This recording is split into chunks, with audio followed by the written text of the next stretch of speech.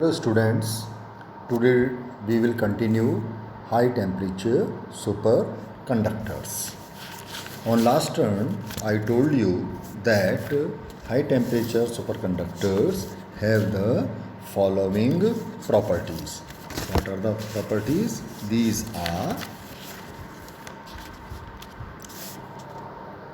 that hot superconductors have copper, which is known to exist in three oxidation states, +1, +2 and +3. And second one is high temperature superconductors are related to perovskite structure. And third one was the oxygen deficiency is noteworthy. X-ray diffraction shows that vacancies created by oxygen atoms are well ordered. Now, since copper is normally octahedrally surrounded by 6 oxygen atoms which create an oxygen vacancy, the two copper atoms may interact directly with each other.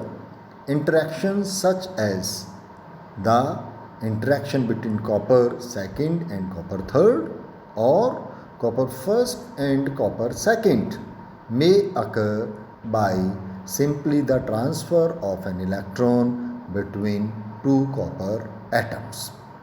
Similarly, high temperature superconductors of yttrium barium is believed to occur by the ready transfer of electron between copper first, copper second and copper third.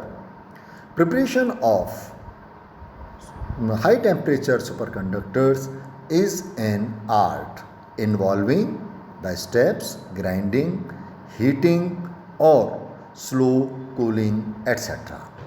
The 1, 2, 3 type of the superconductors can be prepared by the pH adjusted precipitation and high temperature decomposition of carbonates.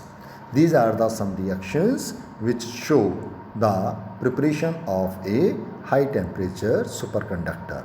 In first reaction we have yttrium ion having charge +3 when reacts with bicarbonate ion in presence of an acid, the formation of Y2CO3 whole twice takes place.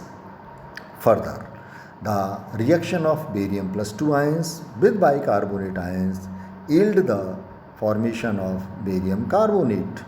And third one, the addition of copper second ion with bicarbonate ion gives us copper carbonate. So when yttrium carbonate, barium carbonate and copper carbonate are mixed in the ratio of 1:4:6 at a temperature of 950 degrees Celsius, we achieve or get 2YBA2CO3O7-6, that is a 1, 2, 3 type of the high temperature superconductor with the evolution of carbon dioxide gas. Now further, next topic is applications of the high temperature superconductors or simply the superconductors. In order to be applied in some uses, a superconductor must follow following conditions. What are the conditions? Number first, they have to be able to carry a current of more than 10 raised to power 9 ampere per meter square. Second one, they must be withstand strong magnetic field up to 5 Tesla. Third, they must be physically strong enough to be used in motors and generators. The uses of superconductors are based around 4 main properties of the superconductors. What are these 4 properties? First one is the Meissner effect. Second one, the lack of electrical resistance. Third one, the ability to create superconducting magnets. And fourth one, Josephson effect. First one is the Meissner effect. Meissner effect is the property to expel magnetic flux from the interior and so float or levitate above a magnet. As we have earlier seen that the Meissner effect tells us the effect of magnetic field on the superconductivity. Low temperature superconducting magnets are currently employed for several important uses. Strong magnets are used to remove impurities from food and raw materials. The latest NMR supermotors employ superconducting magnets to provide large magnetic fields, so improving sensitivity NMR and used in body scanner. Electrical generators produced power by spinning a magnet inside a coil. An electrical current is produced in the coil. It is supposed that use of a superconductor will make the process more economic and more effective. A supermagnetic energy storage unit, which in short is called SMES, has been designed that could store a massive amount of DC means direct current, with no energy loss. This design currently uses niobium titanium alloy, that is NBTI, and a liquid helium cooling agent. It would be used to store electricity generated at times of low demand, that is in night or in summer. Josephson's junctions have been of great interest to the electronics industry because they can be used for switching voltage very quickly. During this they consume very less power and do not heat up. Josephson junctions are used in superconducting quantum interference devices, which in short are called SQUIDS.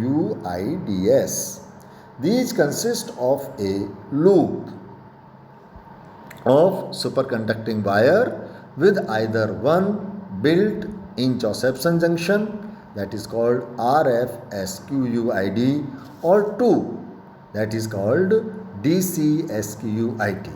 The device is extremely sensitive to changes in magnetic field and can measure voltage as small as 10 to the power minus 18 volt. Current of the power or of the range 10 to the power minus 18 ampere and magnetic field of the range of 10 to the power minus 14 Tesla. SQUIDS are being used in medical research to detect small changes in magnetic field in the brain.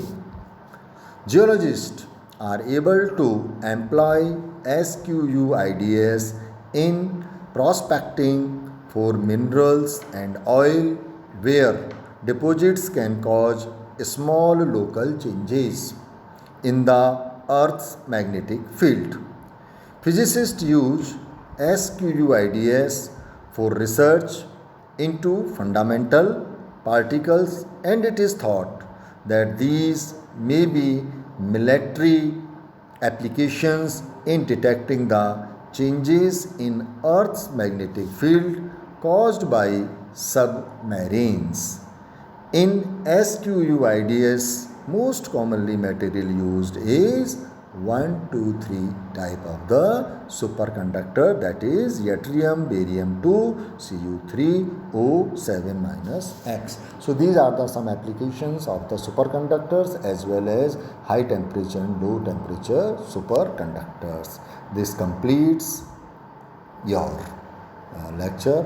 On next turn we will see the theories of the superconductivity. Thank you.